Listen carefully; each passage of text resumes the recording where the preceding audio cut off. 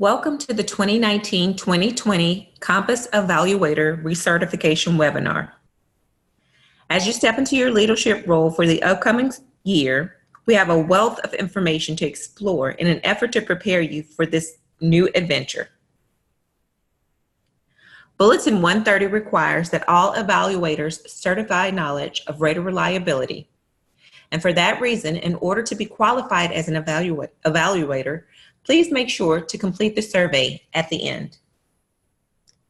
Let's begin. By the end of this session, participants will be able to explain the purpose of teacher evaluation and implement best practice, norm and rater reliability using the Compass rubric, complete the evaluation recording process and the Compass information system, and be familiar with the 2019-2020 timeline and action steps, tools, and resources.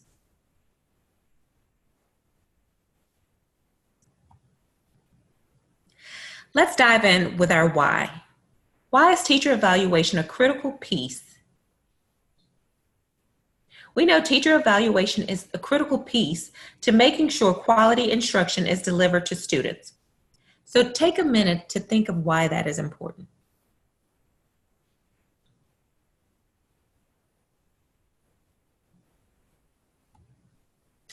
The purpose of teacher and administrator evaluation is to ensure that quality personnel are employed in instructional and administrative positions, to enhance the quality of instruction and administration in public schools, to provide procedures to retain effective teachers and administrators, and to foster continuous improvement of teaching and learning by providing opportunities for targeted professional development.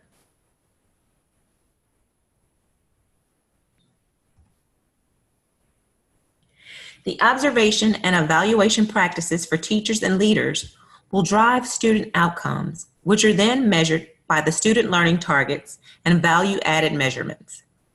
In this way, professional practice feeds the outcomes of students, and therefore, student outcomes should feed into professional practice.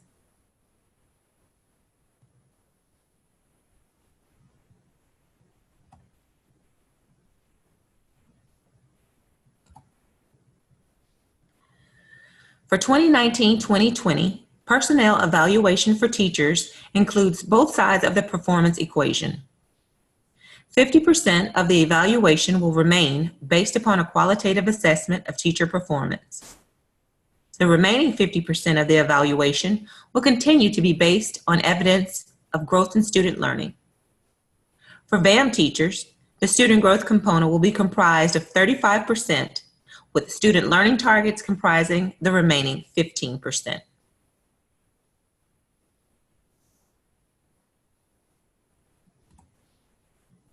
Remember that the two scores entered comprise 50% of teacher performance scores.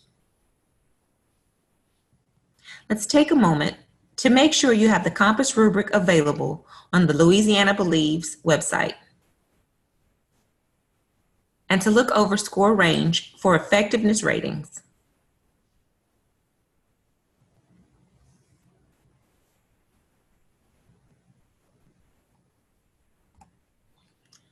Guidelines for the evaluation process include a minimum of 2 observations or site visits are required for all professional staff. At least 1 observation or site visit must be announced and include a pre- and post-conference. Additional observation activities are used to gather evidence that collectively represent a minimum of 1 additional observation. Feedback must be provided to include areas of strength and areas for development following all observations. Additional evidence collected outside of observations, such as data, materials, and artifacts, may be used to inform evaluations. Please make note that one of the observations may be waived for teachers who have earned a rating of highly effective according to the value-added model. Again, any VAM teacher who is rated highly effective 2018-2019 may have the option of waiving an observation.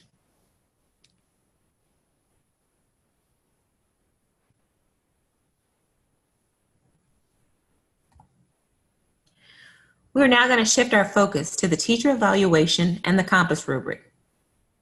The approved rubrics are available on the Louisiana Believes website and are linked here. The submission of an alternative rubric request is permitted until October 7th. Therefore, any LEA or charter organization choosing to use an alternative rubric to determine professional practice scores in the 2019-2020 school year need to complete the alternate rubric waiver, which is available in the Compass Library on the Louisiana Believes website and is also linked here. That waiver should be sent to compass@la.gov by October 7th, 2019 for approval.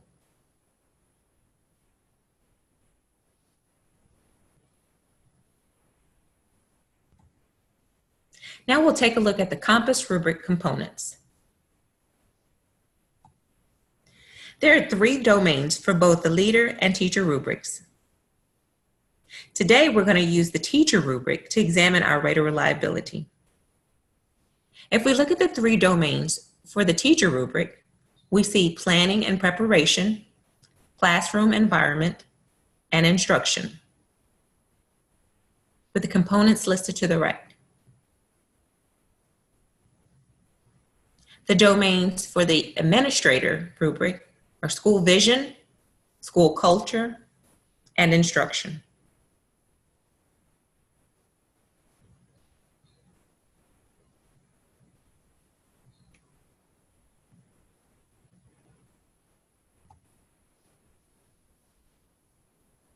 Looking into Domain 1, Planning and Preparation, under Component 1C, Setting Instructional Outcomes, those elements include value, sequence and alignment, clarity, balance, and suitability for diverse students.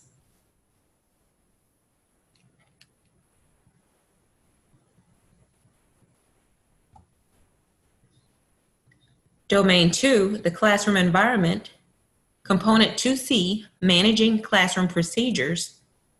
Those elements include management of instructional groups, management of transitions, management of materials and supplies, and performance of non-instructional duties.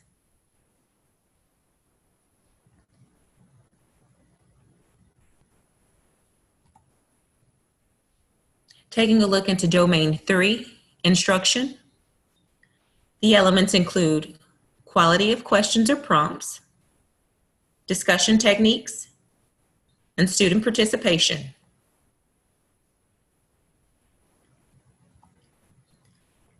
If we focus on Component 3C, Engaging Students in Learning, those elements include activities and assignments, grouping of students, instructional materials and resources, structure, and pacing.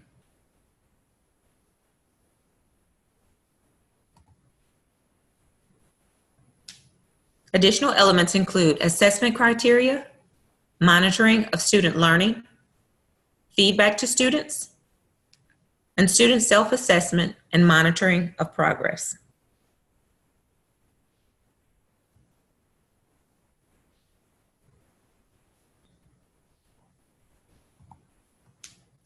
Let's now shift our focus to norming and rate of reliability.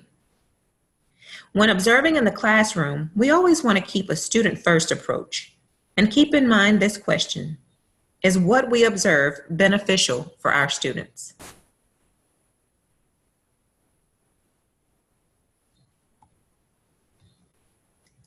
The first classroom we're going to take a look at is a 5th grade classroom, and we'll only focus on the setting instructional outcomes component to rate this teacher in effective, effective emerging, effective proficient, or highly effective.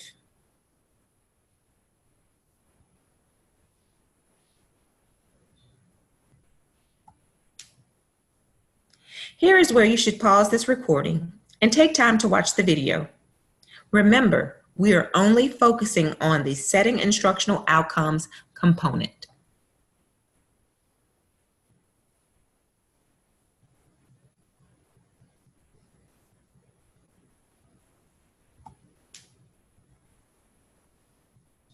How would you rate this teacher in the domain of setting instructional outcomes? Ineffective, effective emerging,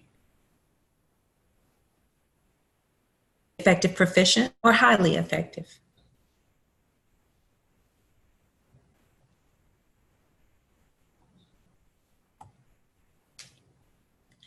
This teacher was rated effective emerging in the component setting instructional outcomes. Although it's important for students to remember the main points in the story, the teacher states, good readers don't need to remember every single little thing that happens in a story. We just want the most important thing, which does not support students developing reading comprehension. If we look at the indicator, do some outcomes reflect important learning in the discipline? Although identifying problems within stories is an important skill in ELA, the learning outcomes are not aligned with the Common Core standards for the grade level. And were the outcomes suitable for most of the class? The outcomes were clearly differentiated for various students, which is appropriate for small group instruction. However, it is unclear how these outcomes are preparing students to meet the grade level expectations of the Common Core standards.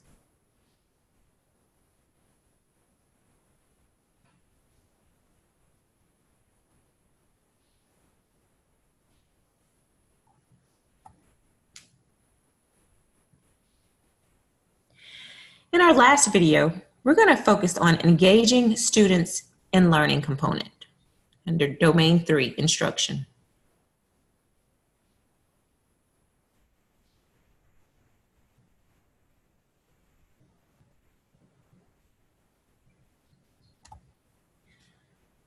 This time, the rating has been provided for you. This teacher was rated highly effective in engaging students in learning. Here is where you should pause the video and take some time to identify the indicators and evidence of why this teacher has been rated highly effective in engaging students in learning.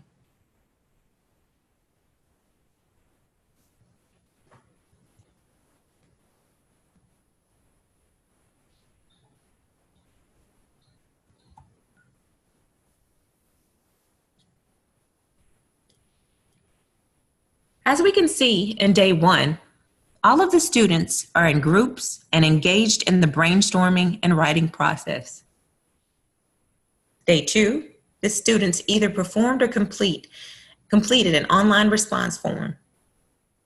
Audience members asked questions, giving the performers the opportunity to explain their reasoning and reflect on their work. We also see that students had extensive choice in how they completed the task. Students determined how to write and perform their piece in the groups. Providing students with this choice gives them greater opportunities to interact with the content and demonstrate their personal understanding of the text.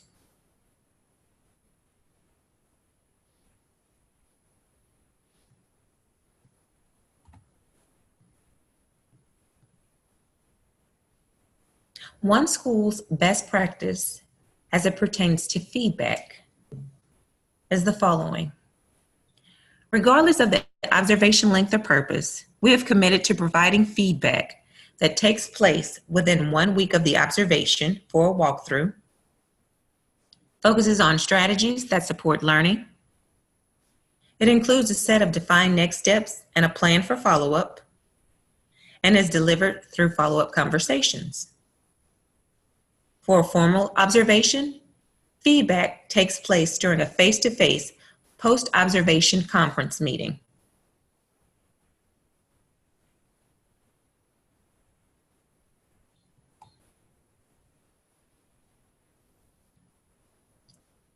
Here are some available resources for differentiated support.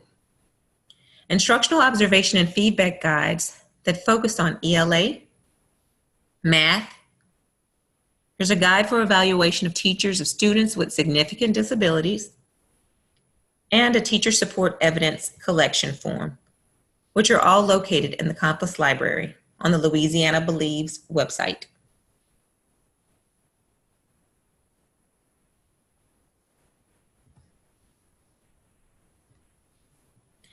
(2018-2019) data availability. VAM scores should be available in CIS mid-August, and SBS scores should be available late fall.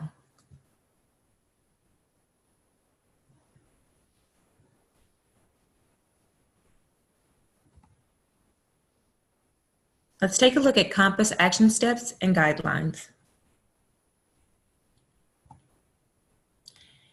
Here we see the 2019-2020 Compass Information System, or CIS, timeline. CIS opens for the 2019-2020 school year September 9th and will go through September 4th of 2020. The period for updating 2019-2020 rosters is September 9th through November 4th, 2019. The recommended timeline for setting SLTs is September 9th through December 2nd. However, we understand that some teachers come on mid-year. Those teachers will still need to set SLTs based upon the amount of time that they're in the classroom.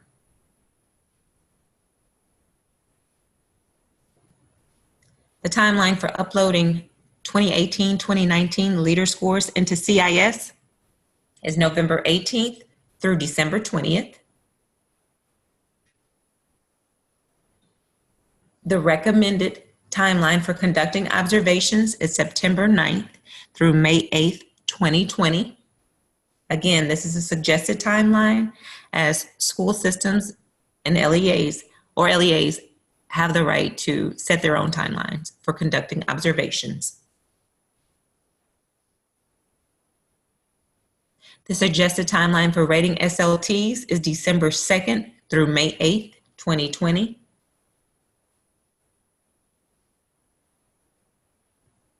And the timeline for completing 2019-2020 teacher evaluation ratings is May 11th through September 4th, 2020.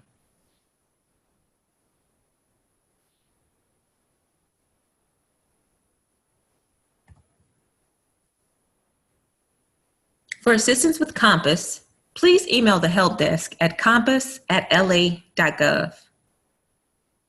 For LEA administrators, please include the following information in the email: your name, sponsor site code, and as much information to describe the issue to best support you.